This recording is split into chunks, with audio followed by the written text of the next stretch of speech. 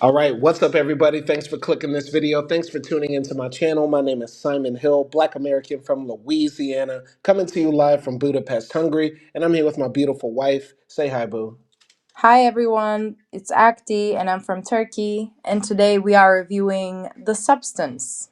Yes, this is a 2024 body horror film directed, written, co-edited, and co-produced by a very talented young woman named Coralie Fargeat.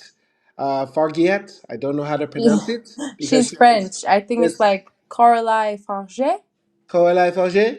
Coralie Fargeat? Okay, sounds very expensive at the restaurant. But yeah, so this is a film that stars Demi Moore as Elisabeth Sparkle, Dennis Quaid as her producer, and her doppelganger, who is played by Margaret Qualley, and she goes by the name of Sue in this film. And we watched this film actually a few weeks ago, but we're just now getting around to reviewing it. I rewatched it again, and I can say that the body horror part of this film is good, especially like the beginning montage. And I really like the ending too because it just goes completely off the rails. And I didn't expect that. I really like the color and styling in this film, the way it's shot, because a lot of current films, like big budget mainstream movies, they're kind of drab, kind of dark in color. And I like how this movie sort of like pops at you. It pops like how Barbie pops, I would say. So yeah, overall, the way it's shot is cool, but the story is very surface level and has a lot to be desired. But what did you think about it? Yeah, I think I agree with you. Like, I like the cinematography of this movie, like how the sounds are just very in your face, makes everything more effective. And like you said, the color schema of the movie is good. And there are like different shots, like there's POV and like I don't know, very close-ups and things like that. But at the same time, like you said, it's very surface level. I feel like it's a very just like movie done for the aesthetics. Like it does somewhat appeal to, I think, social media. Like almost every scene in this movie you can take it and put it on an Instagram account or make a gif out of it. So I think it does appeal to that like larger audience in that sense, and maybe that's why like it's made somewhat like very on the nose, like all the themes. That's why it's surface level, because everyone can understand it, I guess. Yeah, That's what I it's think. Gen Z aesthetic with like second wave feminism. Yeah, it's like yeah, surface level feminist critique of Hollywood and beauty standards. Yeah.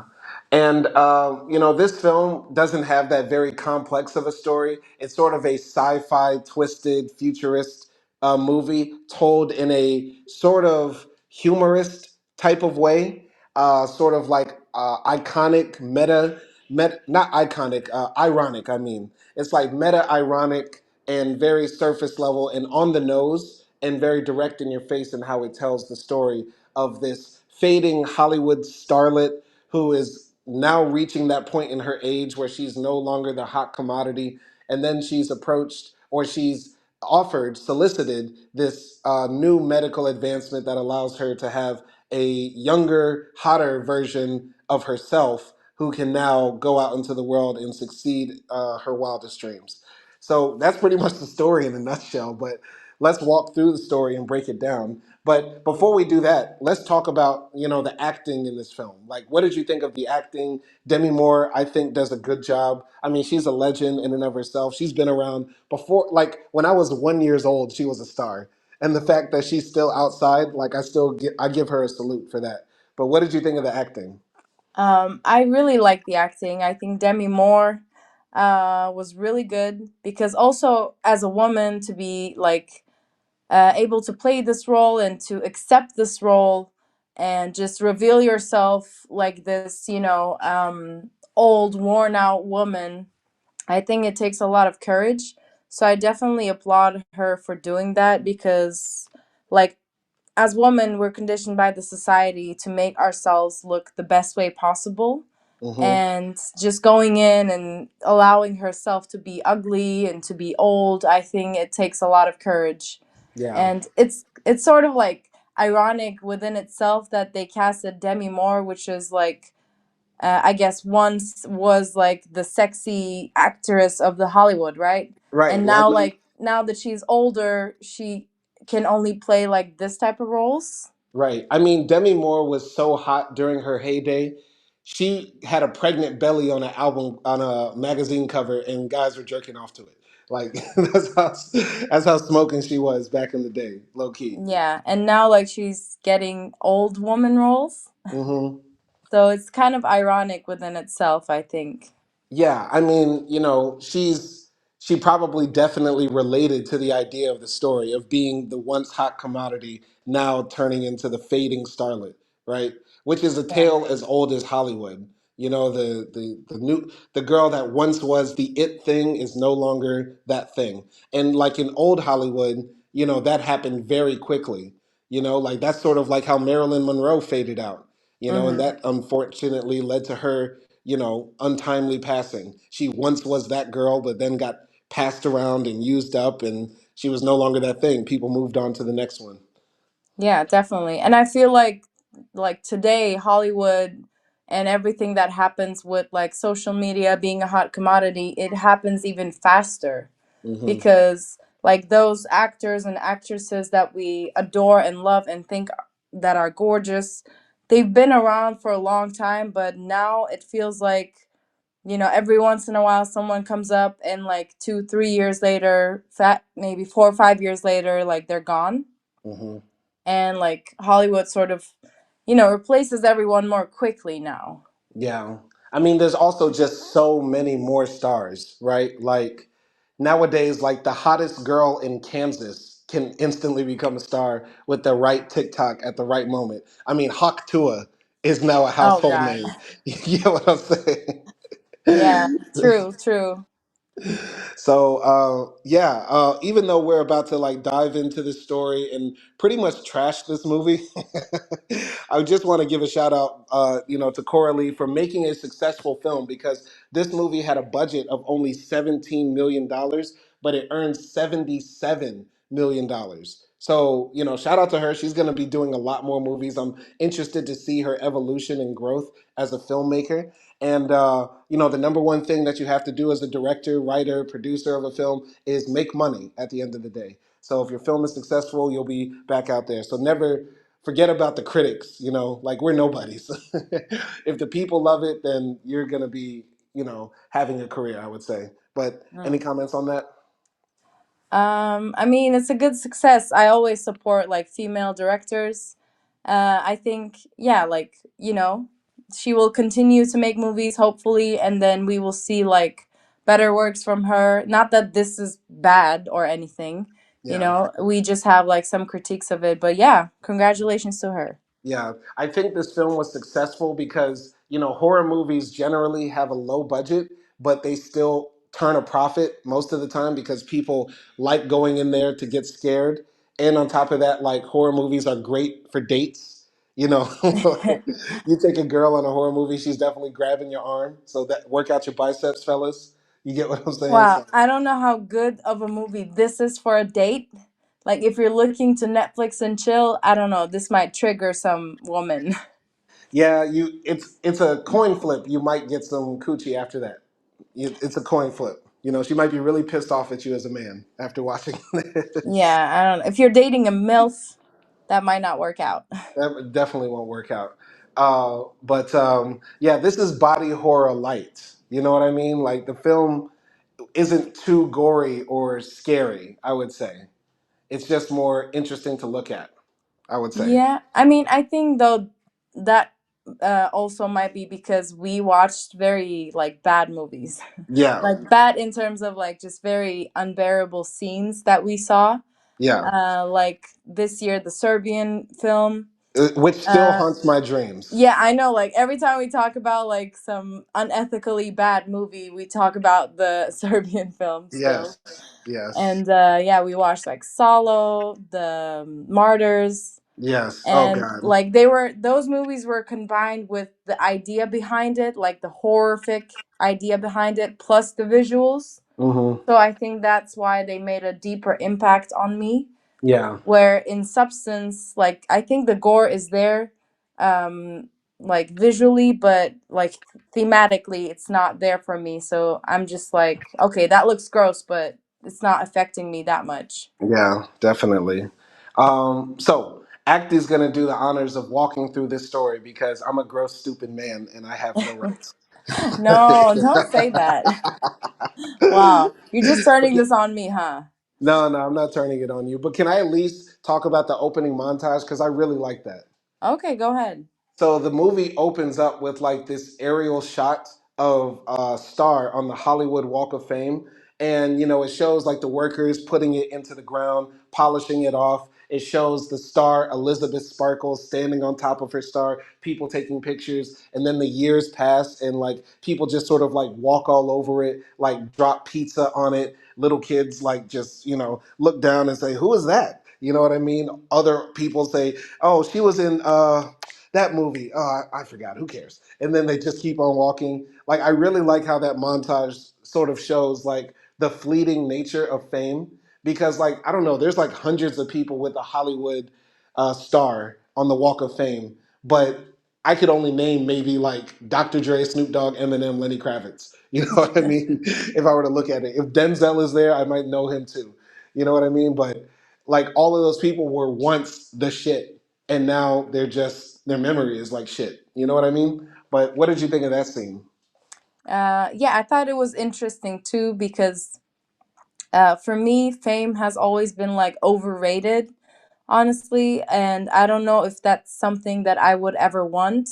Because, yeah, like we do YouTube together and we do this podcast. But honestly, in my mind, I'm never like, I'm going to be mega famous from this, or I want the fame that would come from this, or anything like that. Like, I sort of do it because I love talking with you and I love creating things or sharing experiences. And like if anything else comes with it, I'm okay. And possibly even if I were to be famous at any point in my life, if I make enough money to like continue my economy, like finances, I would possibly like stop trying to chase anything Mm, related to fame, you know? yeah, And yeah, I never really got the appeal of like fame, of being forever, of being remembered eternally. Like those things never really resonated with me.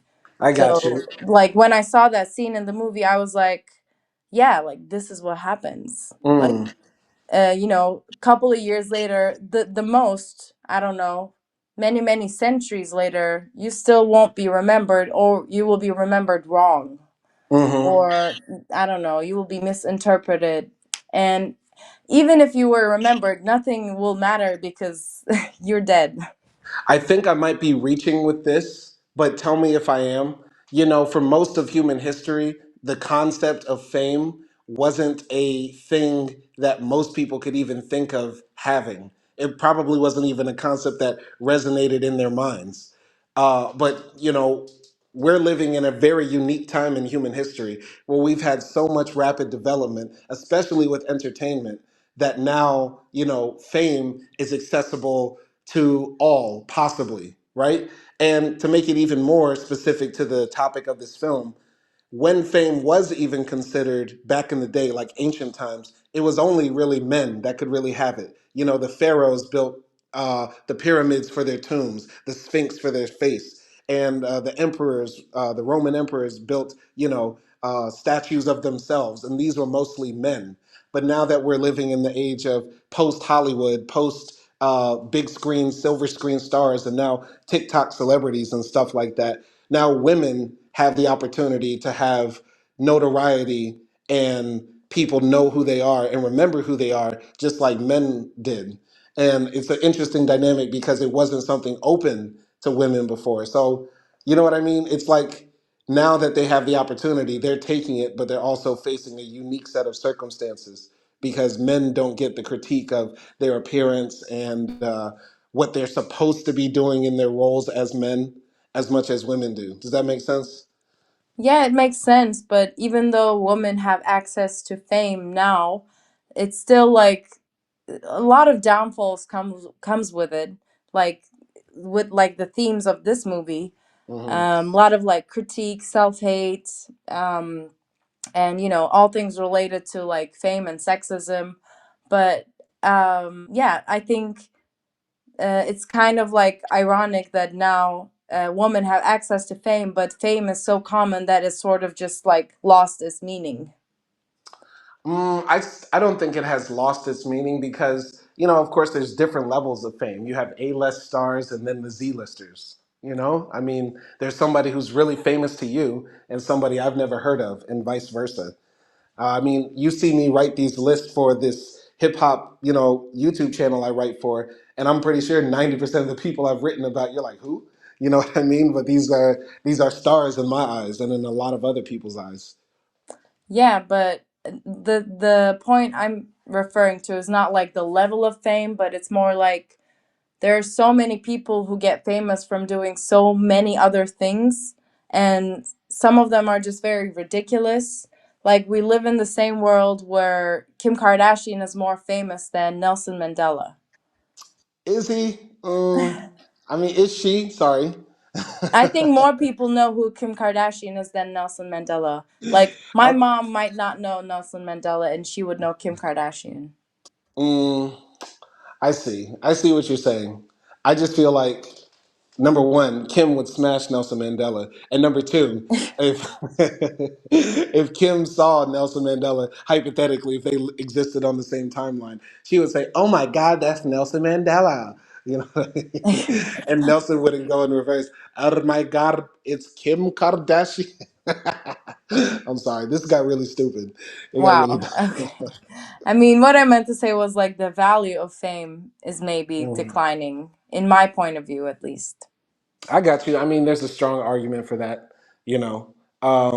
But still, we still listen to people that have people listen to them. It's just human nature. When you see a crowd standing around one guy in the park, you're going to at least stop. And the bigger the crowd, the longer you'll stop. Yeah, but what do you gain from that? Well, we just have a natural inclination to be with the herd because we're social creatures, right? And once again, bringing it back to the topic of this film, women, because of the expectations we have on them, and also part of, their biology as well, and men's interactions with women's gender and their biology, we we interact with women interacting with fame different than we do men. Yeah, yeah. I mean, but there's I think there's a lot to be discussed whether like fame is worth it or not. But let's Mhm. dive into the movie. All right. So walk us through the story, Acti, because I'm a stupid man that has no rights. Simon, stop. Nobody said that to him, by the way. He's just saying it to himself. I'm just I'm just trying to nail home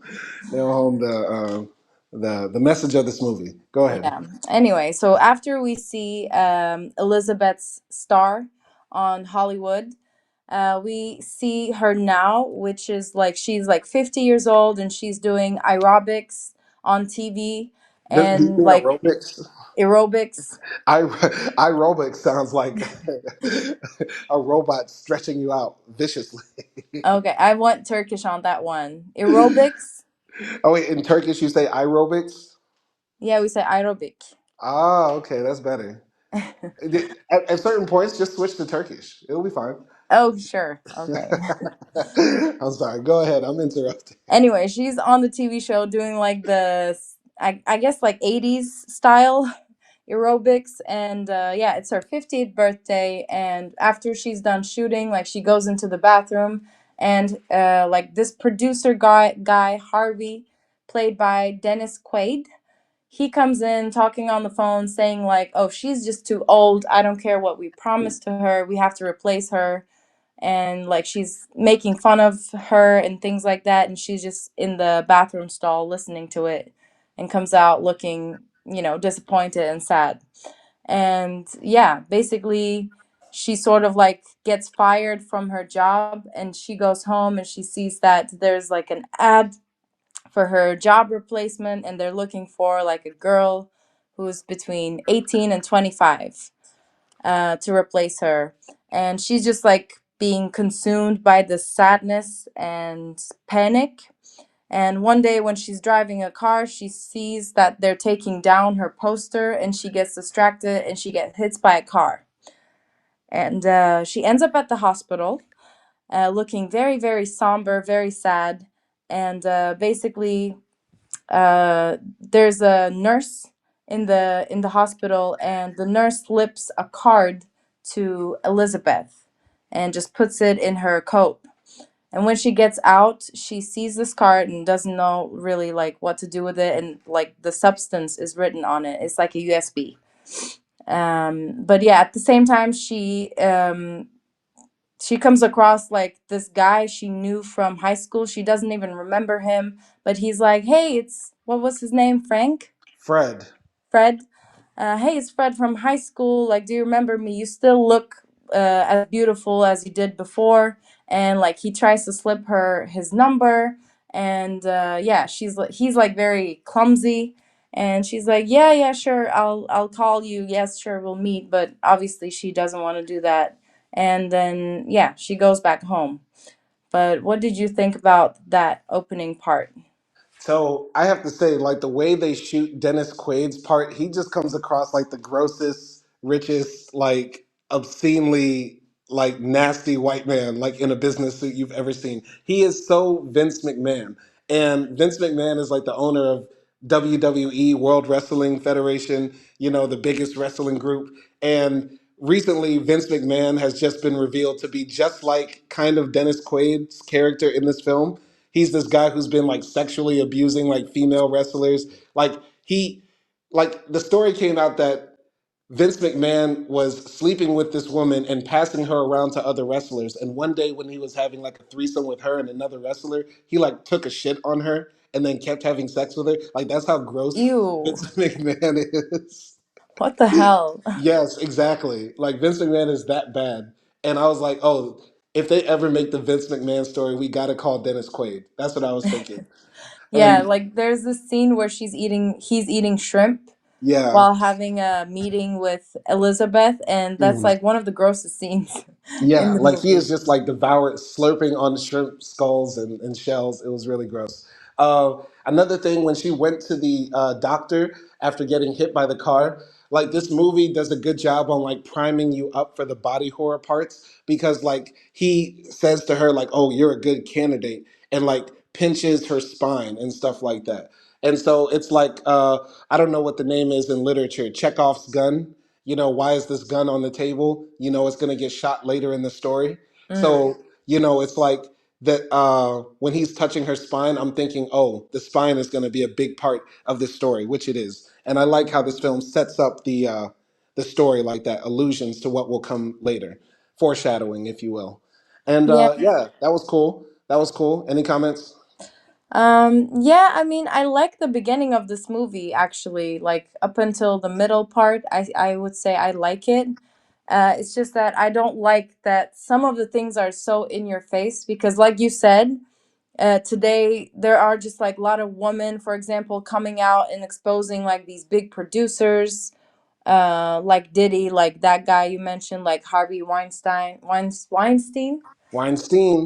Yes, and so like in this era, I don't know like how relatable it is to go back to like that sort of aesthetic, because now as women I think we're dealing with more undercover sexism and ageism and those sorts of things, so that was like a bit too on the nose for me. I would disagree a bit. I feel like the male character, specifically Harvey, is a bit overdone and overblown. But the way they do the sexism here by like, you know, being passive aggressive with Elizabeth, saying, "Oh, it's really good to see you, Elizabeth. We're just gonna have to let you go." You know, I feel like that was pretty, you know, direct. I mean, not direct in the sense like it's not passive, not subtle, but it's like that's how it's done. You know, you just say, "Oh, it's good to see you, Elizabeth. We wish you the best of luck. Call me anytime," and never picks up the phone. You know what I mean? Yeah, I guess.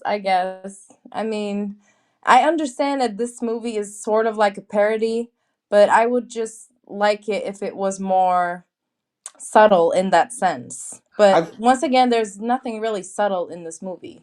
I feel like the biggest problem in this film is similar to the holdovers in the sense that it's hard for me to sympathize with a rich, successful, white woman in this world. Now, this is taking place not in our world, but like in some fantasy recreation of our world. But still, later on in this film, Elizabeth does a lot of things and makes a lot of choices that make me say, well, bitch, you signed up for it. Pardon. You know what I mean? Yeah, that And is true. Like it's hard to empathize with Elizabeth. yeah, like it would make more sense, like if the movie said, damn, she just lost her job and now she's about to get kicked out of her house and she has no other skills and she can't do nothing else. You know what I mean? Even if that was hard to believe that she couldn't do anything else, if they at least drove that home. Because it's like she goes back to her apartment and it's like, oh, the problem is you're just not the hot girl anymore. Like, Yeah. you're everybody's time will come. And I'm pretty sure in Elisabeth Sparkle's time, she had to step over other people who were the former stars and become the new girl. You know what I mean? Yeah, definitely. That's for me was also unrelatable, obviously. And also like the fact that they isolate Elizabeth so much. Yeah, I think there is like somewhat of a critique of Hollywood, like everyone is on their own when it comes to climbing up the ladders of success, and Hmm. also people will leave you alone when you're like failing. Hmm. But at the same time, like she doesn't have family, she doesn't have a husband, she doesn't have a boyfriend, she doesn't have any friends. It's like, it was a bit unrealistic. I mean, you can read in between the lines in the film when we see Elizabeth's home life. Like she has this big picture of herself when she was that girl, but she doesn't have any kids, any husband, doesn't seem like she had a boyfriend or anything like that. And who knows, she might have been married in the past or engaged, whatever. But we could read in between the lines that, oh, this woman sacrificed her own personal relationships, romance, the opportunity to have a family for a career, which is what so many women do, to move ahead in this world. Yeah, true. Like you can read it both ways, but I don't know. For me, it's just like too parody-ish in that Hmm. sense, where how they portray like Hollywood, how they portray men, and how they portray like Elizabeth's personality, Yeah. because it's like very one-dimensional. Okay, Yeah. like egotistical, beauty-obsessed woman, Hmm. you know? So, yeah, that's a bit like bothersome for me. Well, we'll agree to disagree on that. I don't like I like the parody ish of it. It just could have used more depth. That's all. Yeah. But go ahead. Okay. Yeah, so basically Elizabeth goes home and puts on the USB, the substance, and she like watches this introduction to this drug, and it's basically says like there's gonna be a better version of you, but remember it's both of them are you. It's just gonna be a better version of you, and you have to be careful. Blah blah blah. It's like this very Matrix like commercial, basically for this thing, and yeah, she decides to um go for it, and puts the injection in her, and she orders the package, and she goes to pick it up like from this shady, I don't know what it is, Like like, a warehouse in the middle of yeah, downtown LA. yeah, like a warehouse, and she Can I comes just home say, and can I just say how funny that scene was? Like she had to creep down under this like broken door and like walk past like a roach kill sign into this. That with was her just so yellow coat. yeah, like imagine Demi Moore just walking into like the biggest crack house in Skid Row in downtown LA talking about where's the substance? I know. I'm sorry. That's something Johnny Depp has done multiple times, by the way. You're Walking in silly. downtown LA. Hey guys, who's got the substance? Wow. I'm sorry. Go ahead. Um, but yeah, so she basically goes to the warehouse, picks up the package, and then we see her in her bathroom, like just all naked, and they like show us her body. And yeah, basically like she's old. Yeah, Demi Moore got no ass. Wow. But I think like of course there's a different way that they shot Demi Moore's body and then like the younger, version of her's body. Like there are different effects because if you want, you can make Demi Moore look very hot and everyone would fall for it because it's just angles and lightning and lighting and stuff. That's true. Her titties are tittying. Yeah, I think so too. I mean she's a good looking woman still, you know? Yeah. Um, but yeah, basically, she decides to use the kid, and how it works is that, like, for a week, she will be her old self, and for another week, there will be a new version of herself. And the new version of herself feeds off from her spinal fluid. Ugh.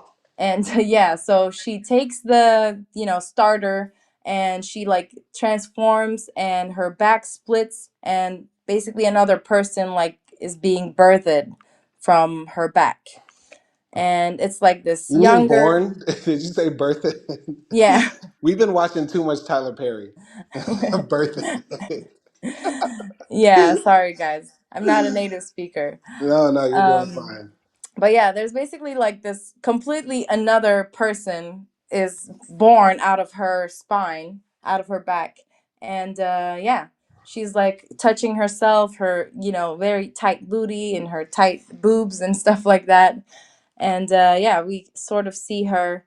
And she goes into the tryouts for Elizabeth's old show, and when she enters, everyone like the directors are like, oh yeah, everything is in the right place with her.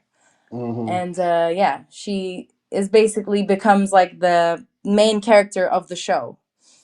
But what did you think about like Elizabeth's transformation and the introduction to Sue? So that scene was done really well, I would say. When Sue is born, she has to sew up Elizabeth's back. And when she does that, it's very graphic. Like not, it made me feel a little squeamish. It was hard to watch, especially when Demi Moore's back was like opening up. It didn't get that bloody, which I wish it did. There's in this film there is a lot of blood, but it tends to come later. But I wanted that back scene to be a bit more grotesque, which it, Mm. it still was, but I think they could have dialed it up a notch without it being tacky.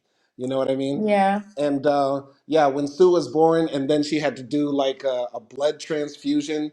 No, no, that came later. But I really like all the scenes where they have to walk through the process of using the substance and switching the bodies back and forth. So that was Yeah. cool. Yeah, I like that scene too. Like it was, it made you look away for a second. Like also how like her back was open, but then Sue stitched it up, Hmm. and they were like very close up shots of like the skin and the needle going in it and stuff like Hmm. that. And I also was not expecting like Sue to be born from her back. Like that was a I bit of saw a that shock. coming. I saw that coming. Just like I said earlier about the nurse touching the spine. That was definitely I predicted that. Because where else she's gonna come from? Like her belly button. Like there's no spot on the human body or I other don't than the know. coochie.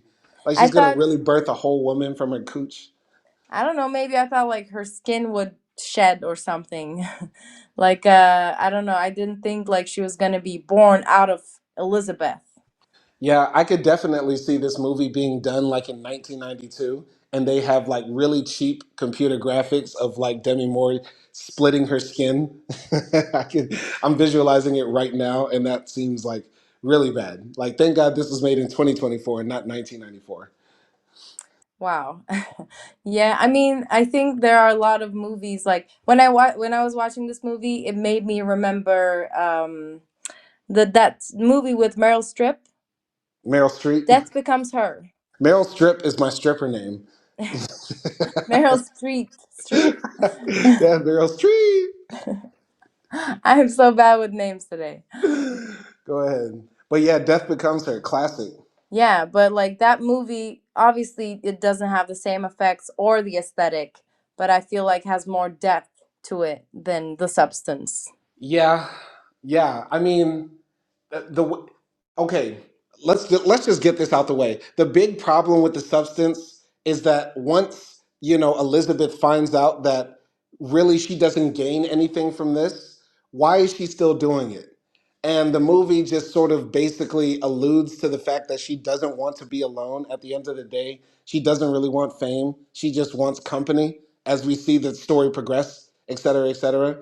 But, as bad as things turn out for her, you would have thought, okay, once this happened, you would have been like, all right, I'm done with this. You know what I mean? What do Mm. you think?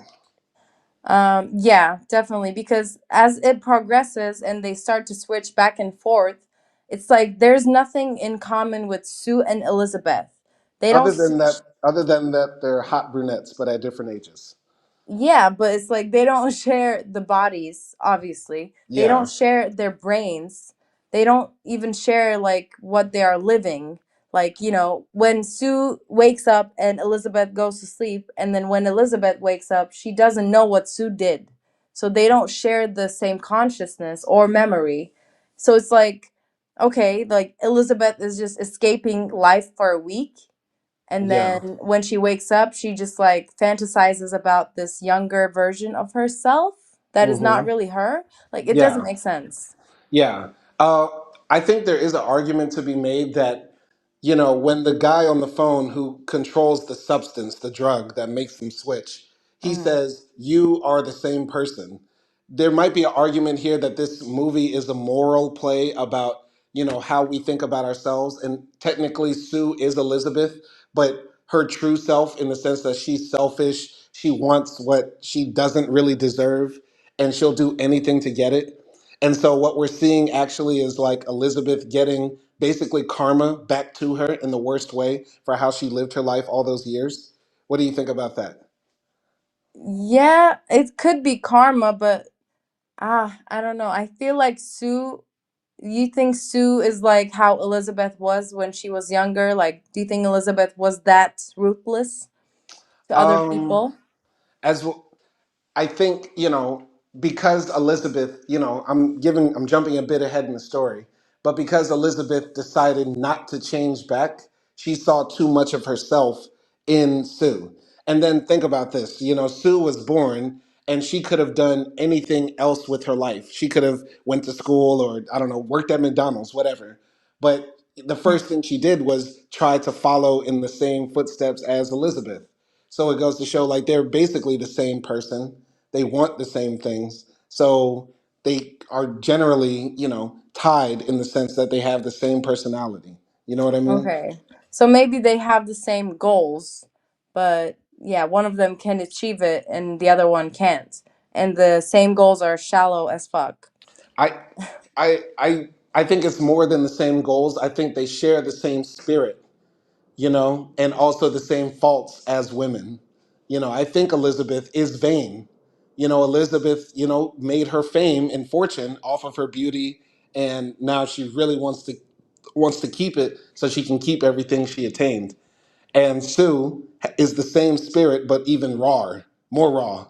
You know what I mean? It's Yeah. like Al Qaeda birthed ISIS.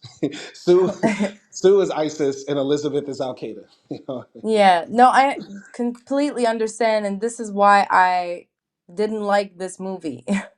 And its themes, because yeah, this is like the biggest flaw in its themes, that it's making it seem like everything is Elizabeth's own doing and her own perception. Why couldn't she be more self-confident? And yeah, like, why didn't she control herself? This is her karma because of what she did before and all sorts of things. So it's like very hating woman because they self-hate themselves.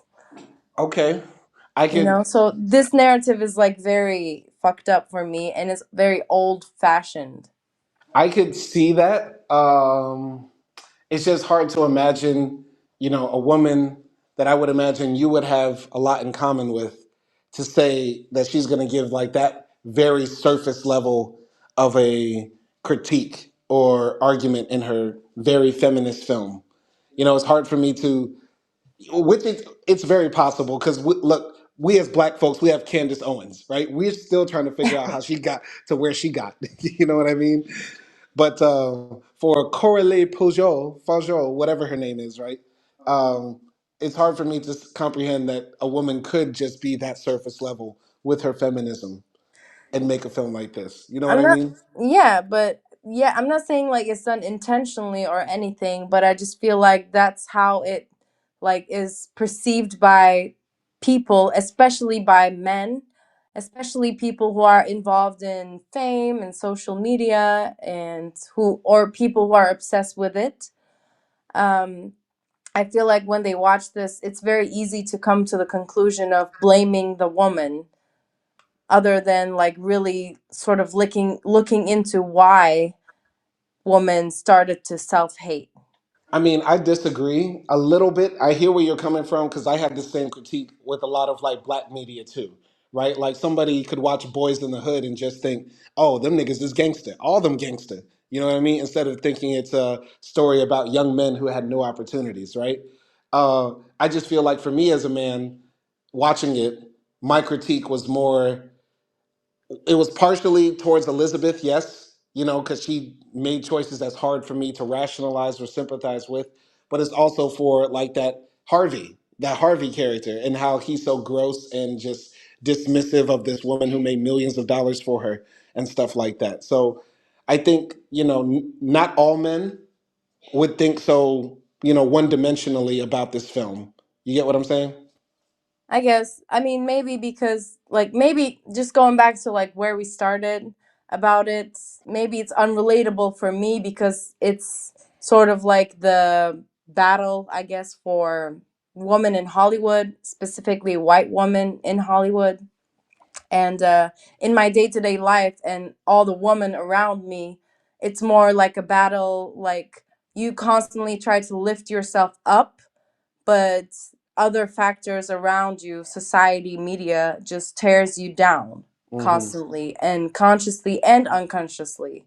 Yeah. And in this movie, it's like uh, Elizabeth is already so eager to tear herself down, Hmm. you know? So it's like a bit unrelatable for me because the woman around me and myself, we try to lift ourselves up. Right. And yeah, I don't know. I just, that's why it's unrelatable. I don't want to jump and talk about Afro pessimism, Wow. Okay, but we're I'm taking this to. I'm not trying to make this all about me, but what you just said made me think about, you know, the book that I just read by Frank Wilderson, and he was basically talking about his life story, all the racism he dealt with, and crazy experiences he had. And then in the final chapter, he just said, "One day I was just in the bathroom and I broke down. I just absolutely broke down after everything that I went through." And I feel like, you know, in this story, what we're witnessing is Elizabeth having that breakdown after dealing with all the microaggressions, all the sexism, all the pressure that's put on her as a woman. And it sort of like breaks down and devolves into this nasty, distorted mess. So if there is such a thing as pessimism, I think there is, you know, some of that in this film as well. But I might be jumping ahead here or reaching, but talk to me. uh yeah, but even if we break down, I don't think we would just succumb to the ideas of the society and the beauty standards. I Hmm. think if we're talking about like femi pessimism, then for me, if I were to embrace femi pessimism, then I would just focus on my academics only, and I don't know, accept that I'm fugly or something, and yeah, just like live my life for me, Hmm. and you know, deal with the consequences of, you know, not being seen as attractive or wanted, getting rejected by jobs and stuff like that. I don't know. Yeah. I don't think I would be the one that goes to the okay, I'm gonna be super hyper feminine and super beautiful route. Mm. I see. I see. Well, there's a lot to talk about in this film. Apparently, we're digging in. We're really getting into the meat. But let's carry on in the story because I actually have another take on this film that I really want to get to, but it takes more explanation of the story. So go ahead. Okay, so yeah, basically Sue is born and she goes into the audition like we said and she becomes a star. Harvey, you know, meets Sue and he's like, "You're a star. I want you to be famous. You have everything that we need. And we sort of like see Sue rise to fame. There's like this shot of the aerobics, Aerobics. aerobics dance sequence where like she's just shaking her butt and sweating sexily, of course, and yeah, grabbing her tits and stuff like that. And she's just like, we see her, using her youth and beauty, and she's somewhat like self-indulgent or self-involved. Like she's constantly looking at herself in the mirror. There's like a big billboard of her, and yeah, like, and there's like another scene where the neighbor comes knocking on her door, and he's just swooning, and he actually came to like complain about the music, but when he sees that there's a hot girl in front of him, like he just says, oh, hey, you want to get some dinner later? But yeah, we see her, just taking control of her life in terms of just using her sexuality and her youth. And she also builds a room that is like a secret room for Elisabeth, for when Elisabeth is out and it's not her week. And when Elisabeth wakes up, she's not really doing anything. She's looking at what Sue did. She's somewhat like starting to develop a grudge against Sue. And yeah, she's like inside the house, she's just eating and watching TV. And that's sort of like the middle portion before it starts to go bad. Any comments on that part? Yeah, so my take, about this part is that this film is really about motherhood, largely parenthood, but specifically motherhood, in the sense that if you think about it, what is the purpose? What is the benefit, at least, if you're thinking about this selfishly? What is the benefit of a woman having a child where, number one, possibly she could die, like we saw, Elizabeth almost die giving birth to Sue. And then, if you have a daughter in this case, your daughter is an extension of you. She has a lot of your personality if you raise her, and she's also going to resemble you in a way. And she's going to go through the stages of life, meaning she's going to be you at the hottest point that you ever were. So when she's 20, 25, whatever, she's going to be you with the perkiness and the tightness and all of that. You get what I'm saying? And so what did Elizabeth gain out of all that? She got stitches and scars like a C-section or whatever, or how they have to tie up that space between your vagina and your anus if it tears during childbirth. You know what I mean? And yeah, now Elizabeth is basically just on the couch, watching TV, checking up on Sue every 3 or 4 hours. Is she eating? Is making sure she's okay? And I think this is a part of the film that might be a bit touchy for some people. But if you think about this film in the sense of relating Elizabeth as a mother and Sue as a daughter, and the conflicts that naturally arise because of that dynamic, especially if the mother is vain and all about her appearance, then watching this film might get a bit, anti-natalist. It might make you not want to have kids if you think about it that way. But what do you think? I think there's a possibility of that theory, though, like, that wasn't the first thing that came to my mind as I was watching this movie. Um, but yeah, like from my experience, I don't have such experiences. Like when you were talking, I remembered when I was like with my mom, and and I don't know, I would like get dressed in front of her, or I would be wearing bikinis and stuff like that, and I would like she would we would talk, and she would like admire my youth, and like she would say something like, I don't know, you have like a nice butt, or your face is so pretty, like but in a loving manner, and I never felt that hostility or resentment from her. Like it's sort of like making a great painting or sculpture and then admiring for its beauty. It's like that sort of feeling I always felt with my mom. And yeah, but obviously, there are moms out there who do resent their kids because they lose much. Maybe they were very pretty, very popular, very famous before they have kids. And then to lose all of it all of a sudden, because I've also seen that with my mom, that like after she gave birth to my brother, there is that decline that happens because you're constantly taking care of somebody, you give birth to somebody that has a very impactful, like physical effect. So I can see that. But I think with that, there's also like that cliche again. I think that older generation, specifically woman, but any older generation is gonna resent or hate the new generation.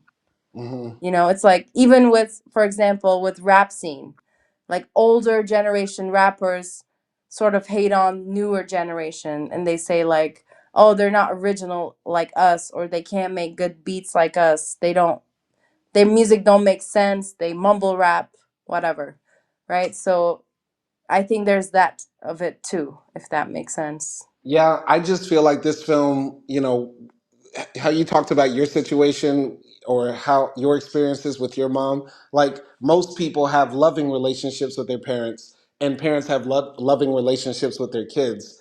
But in Elizabeth's case, she can't, dote over Sue. She can't say, "Oh, Sue, you're so pretty. Oh, Sue, you have a nice butt, and your tits look like mine when I was 22 or whatever." Right? You get what I'm saying? So they don't have a relationship, but they're still related and in a relationship because they need each other to survive in this sense, just like a mother and a child. So it's sort of, I think this is like an alienated motherhood without the Mm. affection in it, you know?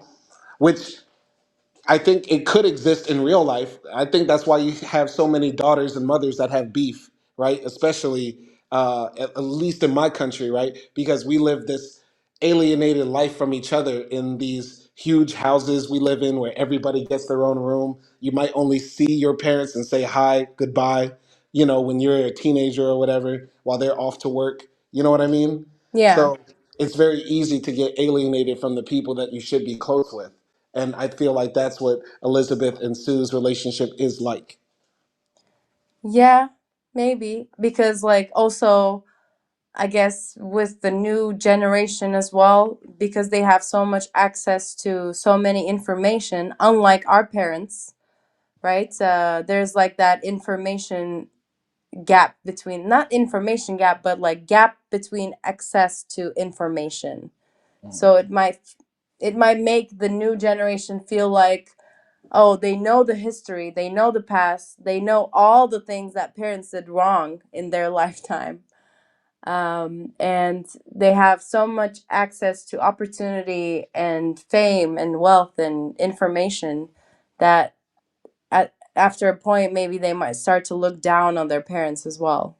Yeah, I do think Sue started to look down on Elizabeth, but it was not because she knew more. It was just because it was like, they don't, I don't want to need you.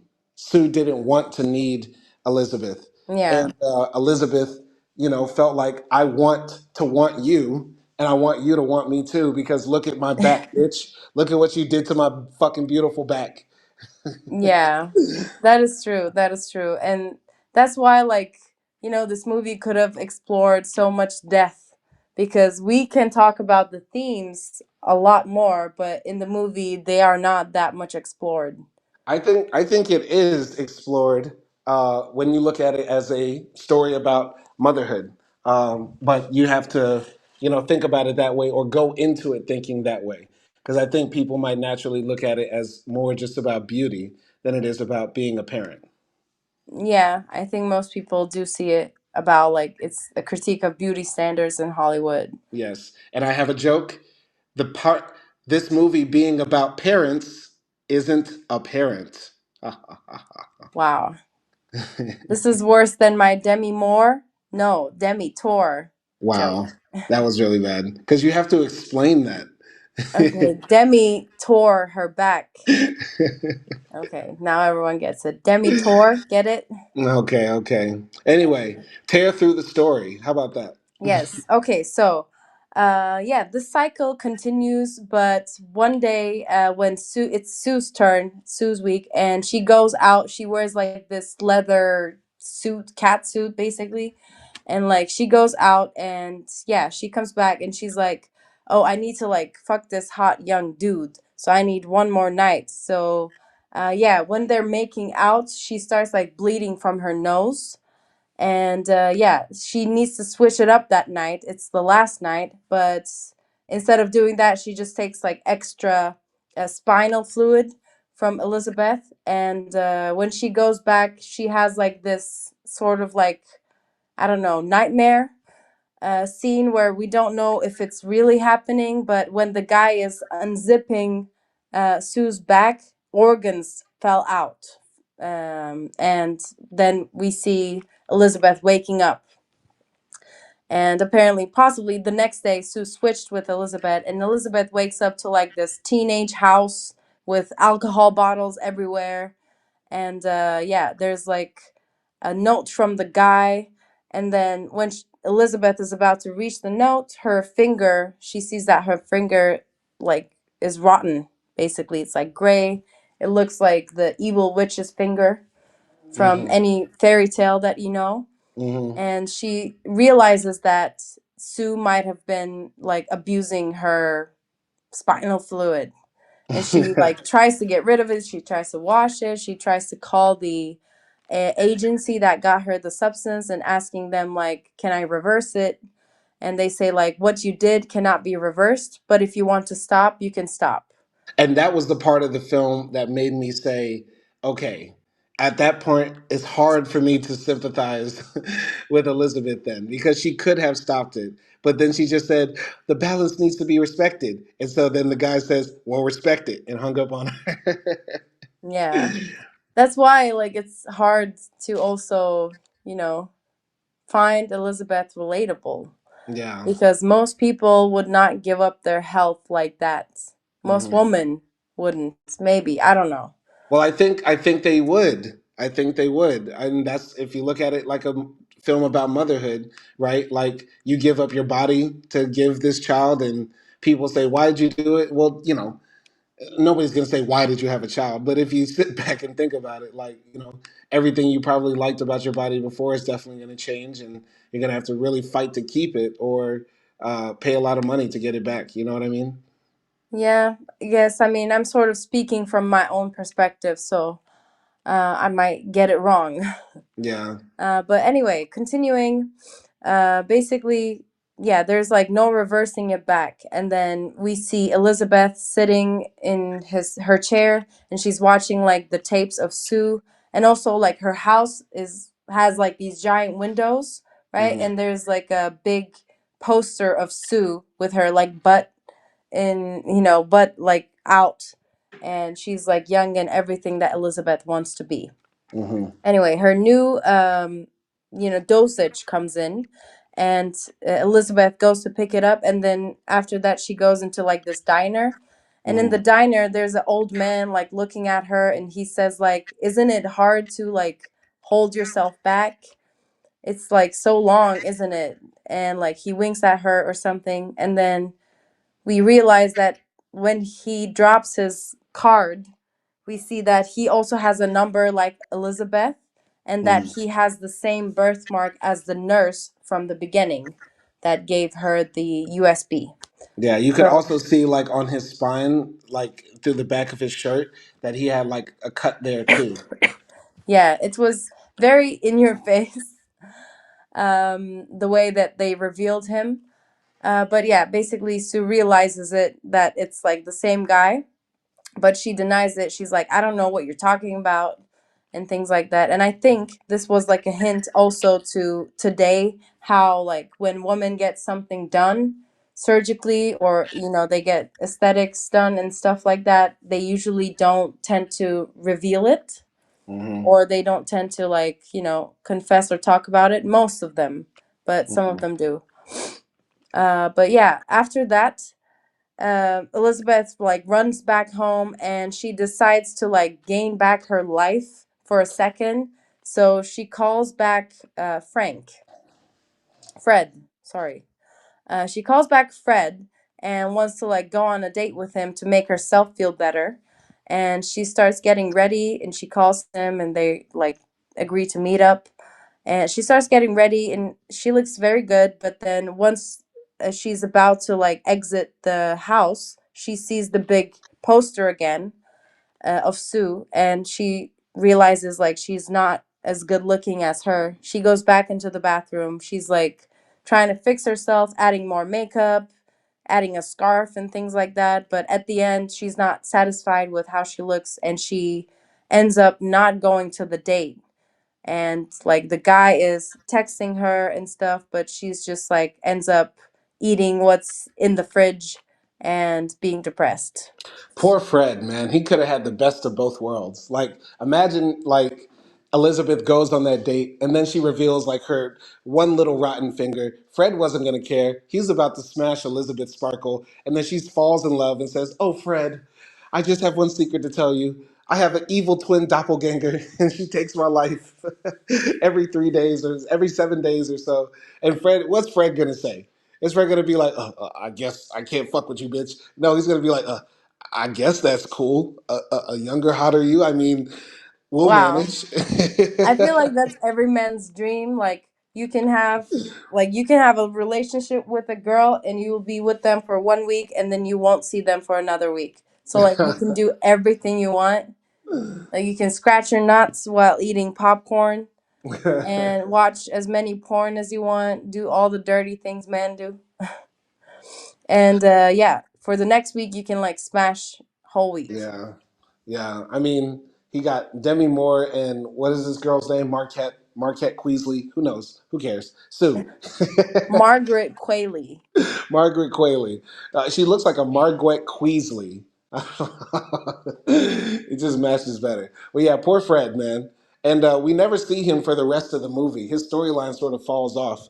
But that scene when she was like in the bathroom, like wiping off her makeup, ripping out her mask, her eyelashes and stuff like that, that was kind of body horror ish too. Like they did that scene well.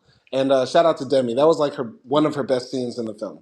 Yeah, I really like that scene because for me it was like most relatable, most deep scene, one of the deepest scenes for me, cuz like that's what I tried to like that's what I tried to say earlier, like we try to build ourselves up daily, but then somehow like we're broken down, and that's what happened to Elizabeth in that scene. Like she tried, Hmm. but somehow some little voice in the back of her head like kept her away from doing it. And I had that moment so Hmm. many times where I look in the mirror and I feel like so shitty about myself. I don't want to go out. Yeah. Sometimes I even canceled plans because of it and stuff.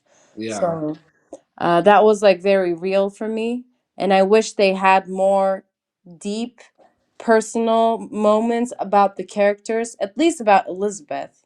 Because Yeah. we know Sue is sort of like a clone. So Yeah. maybe she's not feeling that many emotions. I don't know. Hmm. But yeah. I mean, guys do that too. We look in the mirror and say, "Man, I don't like this shirt." And we switch shirts. We switch shirts again. You know, I mean, Yeah. But at the end of the day, it's like, people think, oh, if a guy is funny, if he has money, if he can talk, if he has game, these sorts of things that are not related to looks, he can still get it. But as a woman, like, I don't know, if you're an old, fat woman, then you have no possibility of getting any, like, person that you would want. yeah, I see. And I you see. have to, like, date within your league. Yeah.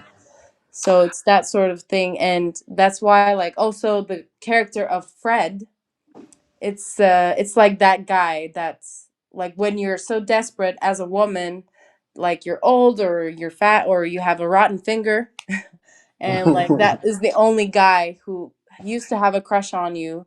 So like you use it to boost your ego. That's why I think also it's hard to, especially from this point on, it's so hard to like sympathize Elizabeth.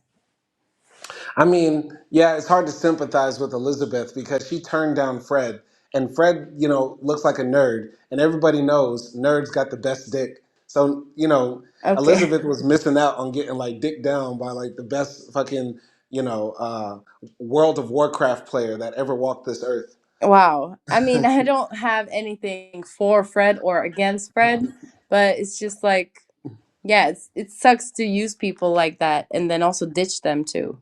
Yeah. And by the way, I can say this about nerds because I'm a nerd. Wow. I mean, I approve the dick theory for you. Let me Final Fantasy that pussy. Yeah. Wow. Treat that pussy like Diablo 3 and beat it. That's a nerd joke. That's a good one. That's a good one. That should go viral. Anyway. Okay. Well, continuing. Uh, um, yeah, yeah. Speed run, speed run. okay, okay. So basically, it's Sue's week again, and this week she like elongates her time. She does like extra couple of days, and she takes more of Elizabeth's spinal juice. So when Elizabeth wakes up the next time, now she's like looking like the old witch from Snow White. Mm-hmm. And like her hair is gray, her leg is like purpley, veiny, old leg, and she's like furious. So she ends up like just depressed in the house, watching like Sue in her Tonight Show version of this universe. Mm-hmm. And like in the TV, Sue is saying, yeah, like, you know, Elizabeth was Jurassic. Like it's from the Jurassic times. And she's sort of making fun of Elizabeth.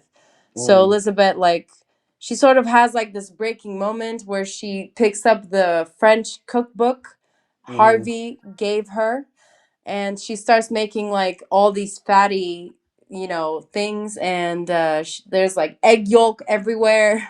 She Mm-hmm. goes crazy. She also calls the company again and tried to Mm-hmm. like reverse it, but yeah, they can't stop it, and she also still doesn't want to stop, and she Yeah. ends up like having this crisis in the shower everywhere around the house, and she ends up blocking her whole window with Mm. like newspaper. Mm. So when Sue gets up next week, Sue is like insane, and she's like, this old bitch, like I've had enough of her. So she basically ends up locking her up and draining all of her spinal liquid into jars. And yeah, she drains her, and at the same time, Sue is like supposed to be performing in the New Year's Eve show, which Mm-hmm. is like big for her. And yeah, she's very excited about it. She wants to do it. But yeah, right as when like she's about to like the it's the day previous to the New Year's Eve show, and she's in the house with her boyfriend, I guess, or the guy Mm-hmm. that she's sleeping with, and Mm-hmm. she realizes that Elizabeth's spinal fluid is finished, and she Yeah. calls the people, and they say like you have to switch with her in order for the spinal fluid to grow back. And yeah, she's desperate at that moment. And Mm-hmm. yeah, what did you think of like that?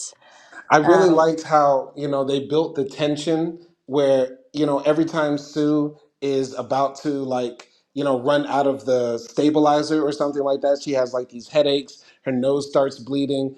And there was also this really cool scene when she like unzips that, you know, black cat suit she's wearing when she's like straddling that guy she's about to sleep with. Like all this body parts falls out of her back.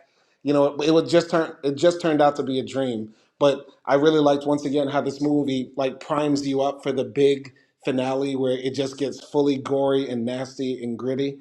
And yeah, man, like, you know, Sue is a bitch. Like she is a total cunt. Like like what the hell are you doing? Dissing the woman that gave you life on TV. You know what I mean? Yeah, Elizabeth is just like Jurassic. Like, oh, what a cunt. Wanted to kick her.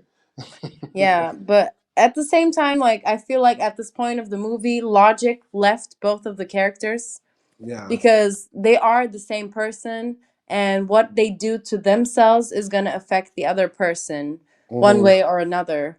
Yeah, but Elizabeth does it to get revenge, and Sue does it just to get ahead. Yeah, that's true. But also, Elizabeth, it doesn't make sense for Elizabeth to get revenge from something she created. Hmm. And like, she's looking at the French cookbook, and she's like, sees like faux gras or something like duck liver. And she like like she's about to throw up, and she still decides to cook it just like to annoy, you know, Sue. Hmm. So I don't know. I like the craziness of it, like how Elizabeth completely loses her mind at the end. But I don't like. I don't know. It feels like a bit repetitive at this time because this happened like 10th time and they're Yeah. switching, and every time it gets more intense. Yeah, there's it's building, but I feel like it's a bit of a elongated build up. Yeah, I see. I can get that part. I get it. I just really like, how like this movie, it still keeps you entertained, as silly and stupid, and how you have to really turn your mind off for some of the plot to work. It still keeps you entertained graphically. My eyes were glued to the screen. Yeah, yeah, like the graphics and the aesthetics of this movie does keep you like watching. Yeah, I get hints of Gaspar Noah in Coralie's style. Do you? A little bit, but I think Gaspar Noah is a bit darker. Yeah, yeah, he wouldn't make anything this bright, but some of the music choices, the big text on screen Hmm. indicating we're switching chapters in the story, and some of the more like ethereal shots, like when the first time Elizabeth transforms into Sue, it's like one of those scenes from Irreversible, right? Like it gets really chaotic and flashy on screen, you know? Yeah. Yeah, but also Gaspar Noé, I think, is less on the nose with his themes. Hmm. So yeah. But anyway, continuing. So basically Elizabeth um Sue realizes that there is no more it's fluid left to inject herself. So she has to switch back. And she switches back, and Elizabeth wakes up like just looking horrible, like a monster. And Hmm. she has like no hair, like her tits are like flappers, and I don't know, like she has no posture, nothing. Like she's like a villainous creature basically. Yeah. And she kicks out the guy from the house. Basically the guy gets scares of her, and Hmm. the next day, like now she wants to stop for real. And Hmm. so like she calls the company and she says like, I want to end it. And they send her a termination package. She gets to pick it up. I thought this scene was hilarious because we see Elizabeth like dressing up in the yellow coat Hmm. before when she was like normal, and now Hmm. this time she looks like the villain from Disney movies, and she's like grandma, like she's hiding herself She all looks like the over. Hunchback of Notre Dame. Yeah, yeah, exactly. And yeah, basically she goes to pick up her package, and she comes back, and there's like this big syringe that says terminate.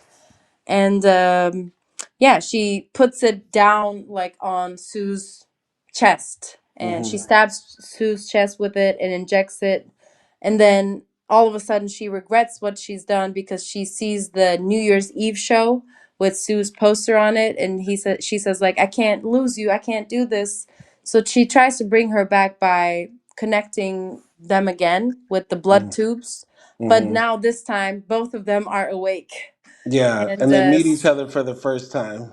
yeah, they meet each other for the first time, and it's a funny scene because they're like in shock, and Sue is trying to grasp what is happening.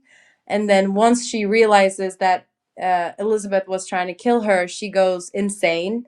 She starts chasing Elizabeth around the house, and eventually, like, very violently ends up killing her Yeah, like beats her ass, like kicks her into glass tables, slams her head into a mirror, like all sorts of, continuously. Yeah. yeah, brutal stuff. And then she dies.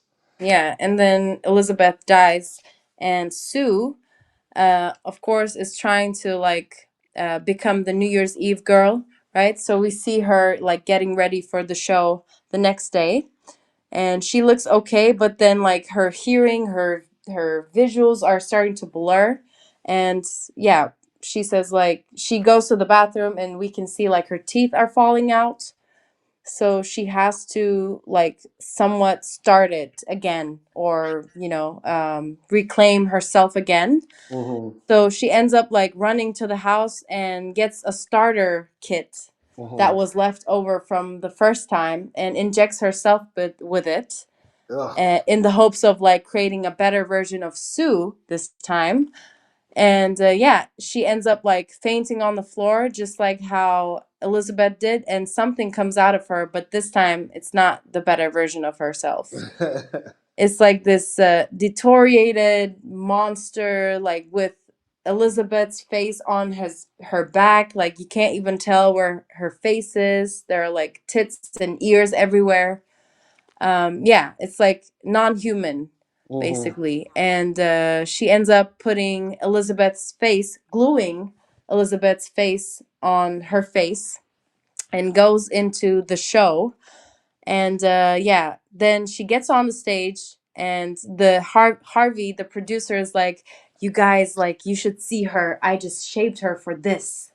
And then once she comes out, of course, she's like this scary monster, and everyone freaks out. Everyone starts yelling like monster to her, and she can't even speak. Basically, everyone starts panicking. One guy hits the creature on the head, but instead of dying, a new gobble comes out of her head. And she starts bleeding all around. The people everywhere gets covered in blood. It's just like chaos, Mm-hmm. pure gore, pure chaos. Everyone screaming. Yeah. What did you think about that part? The ending, sort of. So I liked how the film sort of like answered this question people might have been having, like, oh, what if Sue just tried to create a new version of herself, and that way it keeps replicating, right? But I think this supports my theory that Sue is actually Elizabeth, a purer version of her, and what came out of Sue is the purest version of what Elizabeth was at the end of the day, which is basically this broken, distorted, mangled person inside that was just wrapped up in a beautiful body. You know what I mean? So when the final monster appeared, I was like, that's really what's in her heart. Like we're seeing her true spirit, you know? And what do you think about that theory? Um, I like the theory, but I would hate to like once again blame it on the main character. And I would rather blame it on the I society, don't but I I don't can see think it. I don't think by me saying like that's who she was at heart means that she's a bad person. I think we can become twisted in our hearts or souls or spirits because of what the world does to us, and maybe also if we decide to be bad people. And with Elizabeth, I'm trying my best to put layers in this film, but I'm going to say maybe Elizabeth was partially bad but also made bad by the world around her. You know, like she's this girl who just so happens to be hot, and she decides, I'm going to make the best of this situation by using my body and my sexiness to get ahead. And she does that. She steps over people along the way. And she also deals with sexism and all sorts of misogyny. And is like, you know what? This is what is left of me. You know? That's what it is when you peel back the layers. Okay, I'm not mad at that explanation. Yeah, I mean, sort of. I think once again, it's somewhat like a surface level movie. So what I thought when the whole scene was happening at the end is like how at the end, self-hatred and preoccupation with your looks and who you are, other than, compared to like your personality, it's like how you would end up becoming, just someone who's so concealed of what's outside that her inside eventually reflects on her outside, and it doesn't matter how pretty she is anymore, Hmm. and people can see just how ugly that person is. But honestly, like while we were watching this movie, I can remember myself sighing, because I was like, I liked the goriness of the scene, but at the same time, I was like, oh, like woman can never win. Okay.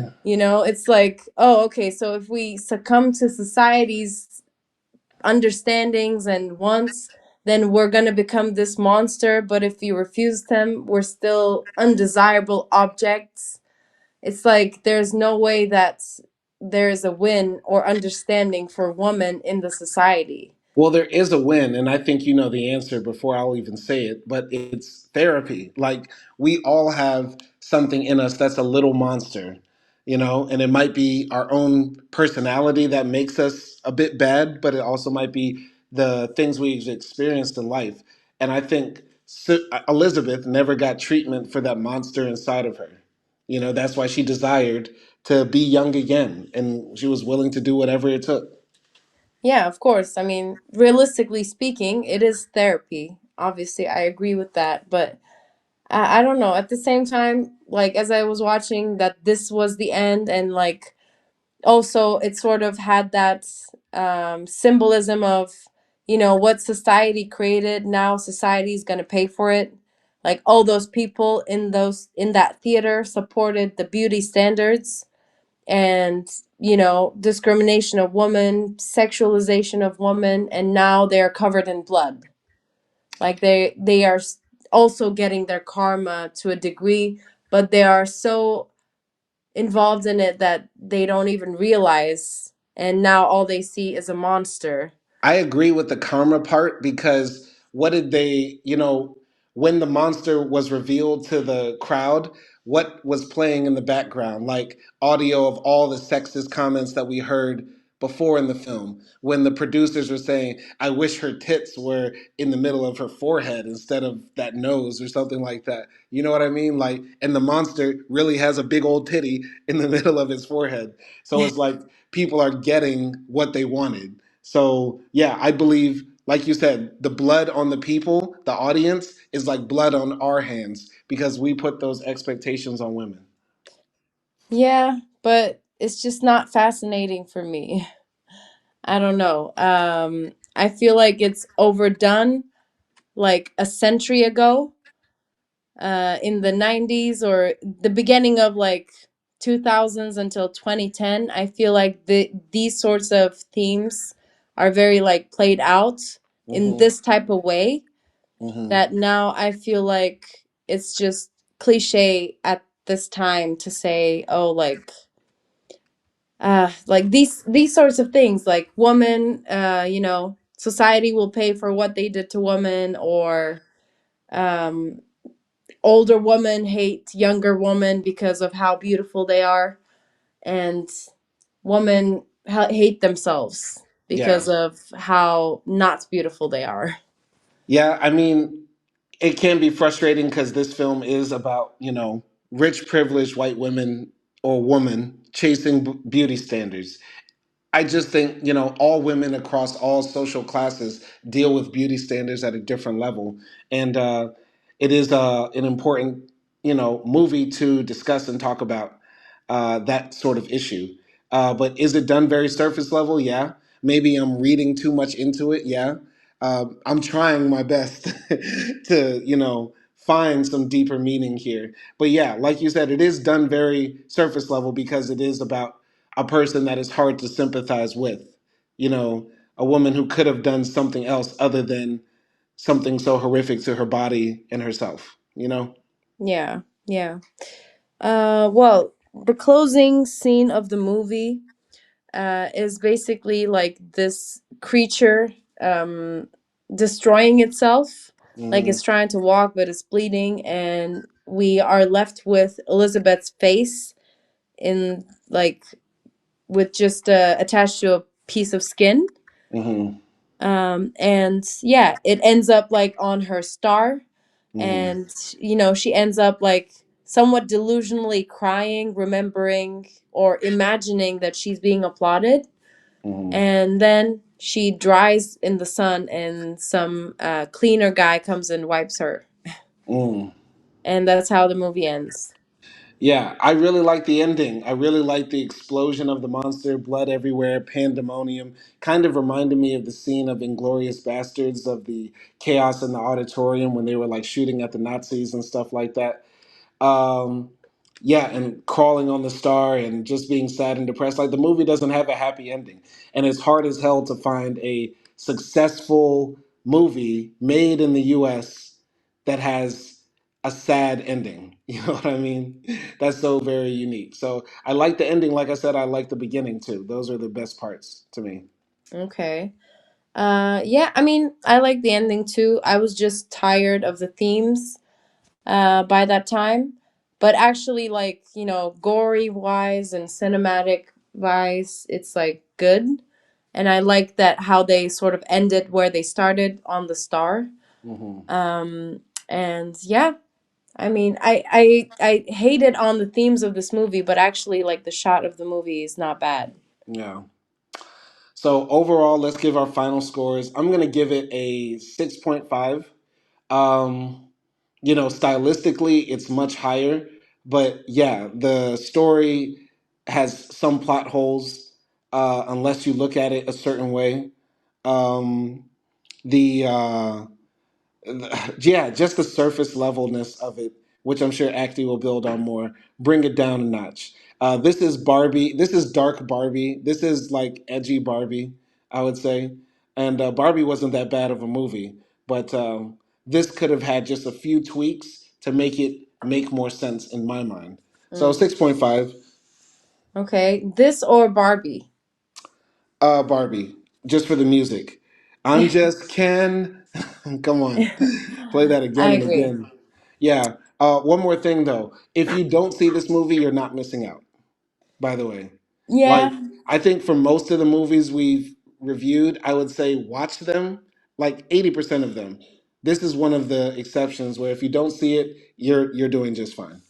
yeah, I would agree. I think there are so many better movies that capture the same themes, but better. Yeah. Uh, Um, yeah. Go ahead. I was just thinking of my favorite feminist movie or movie talking about women issues, and it's always going to be Black Venus until I see something better.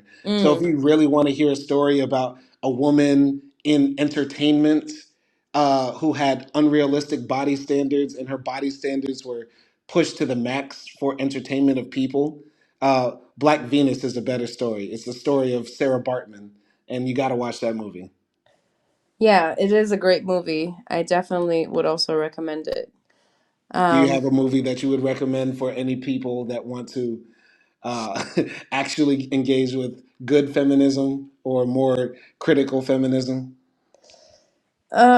I can't think of anything right now, Hmm. but maybe I can add it to the comments. I I would have say to. also The Handmaiden, which was the South Korean film that we reviewed earlier this year. That was a good feminist movie too, because it was talking about women, trying to navigate their freedom by using sexuality in a certain way. Okay, that movie is good, but not for that reason. You don't think so? I think it was a good feminist film. It was very male feminism. Okay, I could understand that too. It was written by a man, but it is one of the more memorable films that deal with that issue in my mind right now. Yeah, and well, sorry, I can't. I have to like look back when, thinking about those things. I have to look back at my list, so I'll put Mhm. it down in the comments. Uh, Okay. you know, I would for any also say recommendations. I would also say a good feminist film that I can think of, Mrs. Mandela. We reviewed that earlier this year too. It doesn't Mm. talk about Hollywood or beauty standards, but it's talking about, a woman's journey and story. And earlier, Acti said people know Kim Kardashian more than they know Mandela. So get to know Winnie Mandela. How about that? Mm. True, true, true. Okay, so my score is gonna be a 6. Hmm.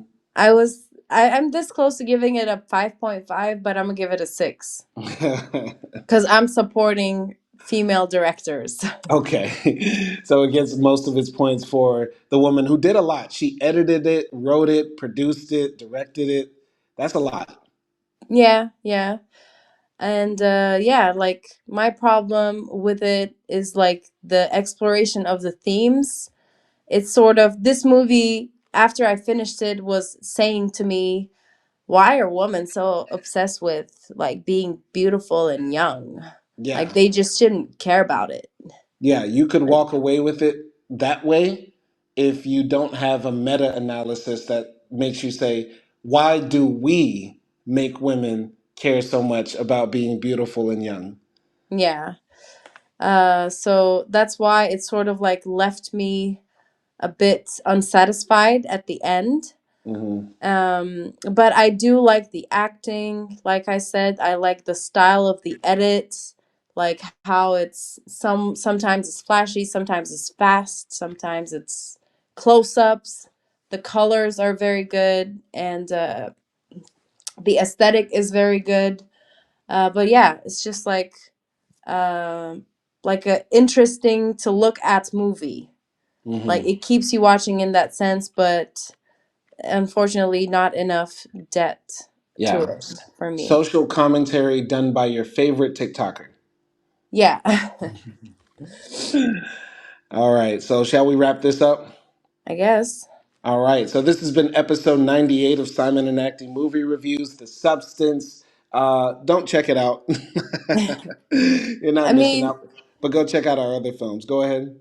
yeah, if you want to like watch a surface level gory movie, then you can go for it. Like Go for it then. Enjoy. Indulge. Enjoy the substance or the lack of. How do we go this far and not make a lack of substance joke? wow. But yeah, so if you have any other films you want us to review, you know what to do. Put it in the comments, put it in the chat, and be easy out there. Continue to support this content. Subscribe to Backpack Bandits, and peace.